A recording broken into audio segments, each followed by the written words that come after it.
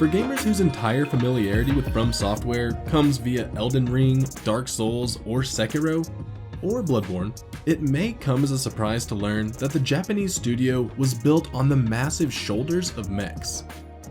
Specifically, a storied franchise called Armored Core. Since 1997, there have been a staggering 15 Armored Core titles. The most recent, Armored Core 5, was released on the Xbox 360 over 10 years ago. At long last, the developer will soon release Armored Core 6, Fires of Rubicon. Throughout the last decade, FromSoft has focused on the now iconic Soulsborne games. It's a series that has literally defined a genre of action RPGs and Metroidvanias. But there was always an intention of returning to the beloved fighting mechs, and now FromSoftware finally has, magnificently. We had the privilege of attending a hands-on playtest in Anaheim, California. We and several dozen journalists played and replayed through the game's long first chapter and boss. We got to experience the game's many systems and got a real taste of Armored Core's mission styles and level design. Some of us also got to pilot a real-life mech, but that's a different story. I can pretty confidently say that fans of the past Armored Core games will be thrilled by AC6. Newcomers can expect a challenging yet accessible introduction to the series. Armored Core 6, like all the games since 1997, is a third-person action game in which the player controls highly mobile, highly customizable mech. These aren't the lumbering mechs of Pacific Rim or the earthbound mechs of MechWarrior. Instead, the mechs in Armored Core feature 360 degrees of movement. You'll be gliding around and flying above enemies, and they'll be doing the same to you. In addition to their absolutely fantastic mobility, linked to near perfect controls and animations, mechs in Armored Core 6 have an endlessly deep system for customization. Nearly every part of your mech, from guns, rockets, and swords, to legs, heads, and torsos, can be modified and upgraded by purchasing new gear in the shop. Of course, you can also make purely cosmetic changes to your mech as well.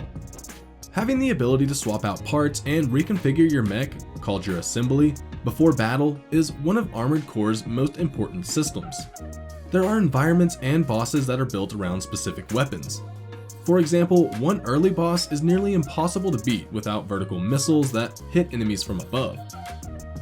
As with most FromSoftware games, relative ease or difficulty doesn't come from a setting or slider. Grinding, leveling, and upgrades, not to mention developing skills, are keys to mastery.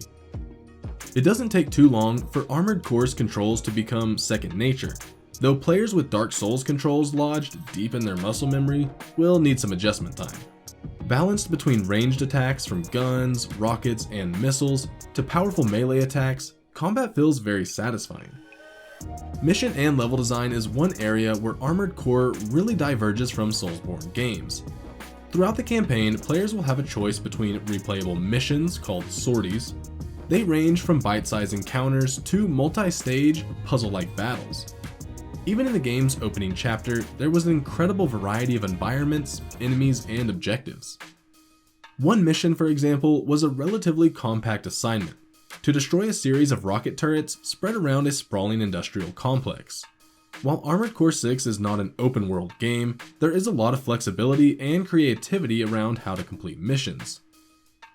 Another much more complex sortie involved bringing down a massive, Titan-like war machine. It brought together everything the player had learned so far, and especially focused on verticality and solving some timing-based puzzles. FromSoftware games are known for balancing challenge and reward.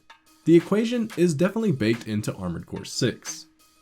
We haven't talked much about the game's story, about the fight for a rare and powerful resource called coral.